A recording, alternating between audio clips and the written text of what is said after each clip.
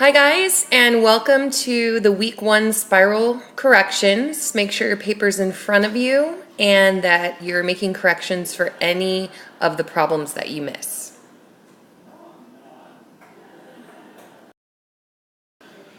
Number 1, write an integer for the situation. 6 degrees Fahrenheit below 0. The word below 0 indicates that it's negative, so we could use the integer -6. Number 2, evaluate the expression. The little bars around the -9, that's the absolute value sign, and the absolute value is always positive because it is just saying the distance a number is from 0 on a number line. Number 3, evaluate the expression. An elevator goes up 12 floors, or actually just give an integer for the situation. When it's saying the elevator is going up, that indicates positive, so positive 12. Number 4, write an integer for the situation. Well, actually, I'm seeing that the directions should have been switched. So what I want you to do is evaluate the expression.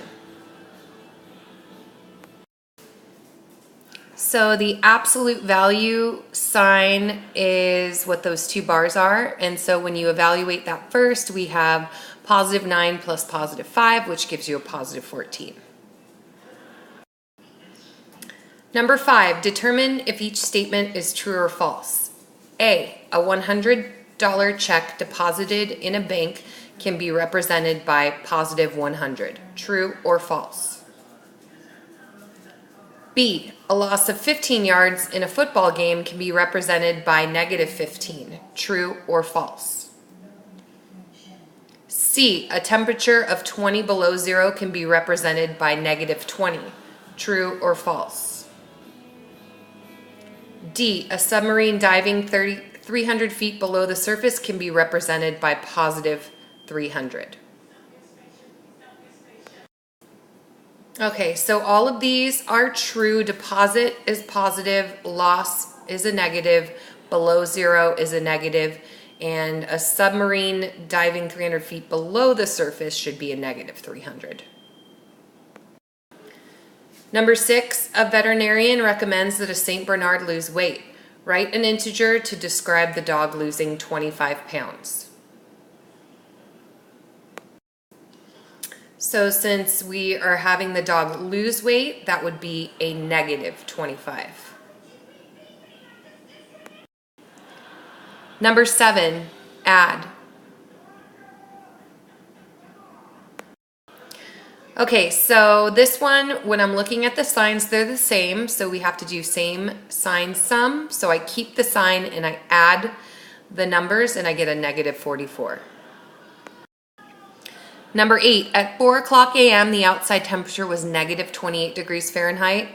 By 4 p.m. that same day, it rose 38 degrees. What was the temperature at 4 o'clock p.m.?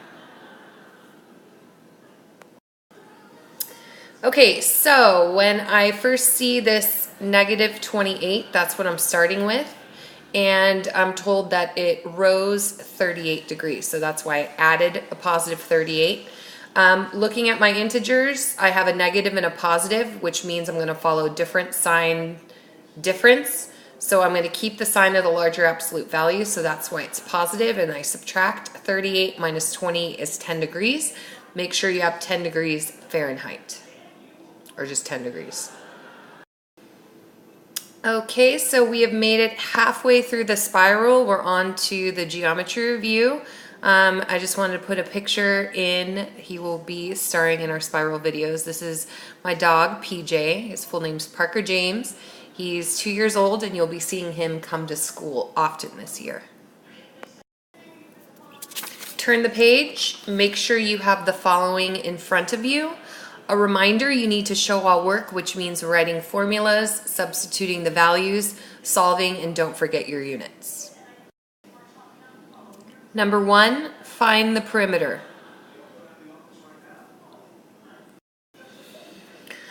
All right, so I was given some of the sides. You want to add up all of the sides, but I did not know what that distance was or this distance was. So below I have my work to show how I figured those out, what those were.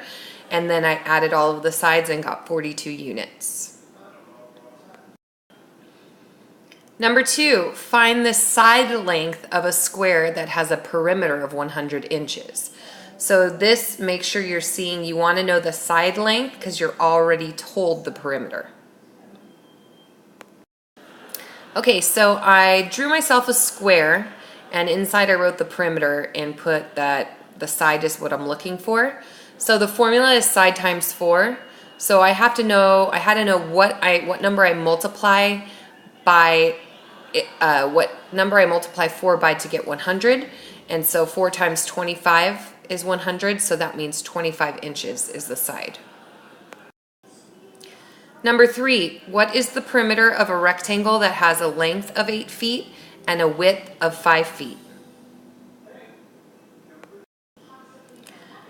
The formula is 2 times the length plus 2 times the width, so I want to double 8 and then double 5 and add those together, and you get C, 26 feet.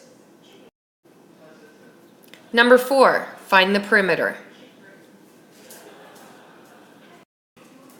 Again, so I always start with the formula for a square. It's side times 4, and then I substituted my value of 1/4 and multiplied, and I end up getting, you could get 4 over 4, 1 over 1, all of that reduces to 1 inch.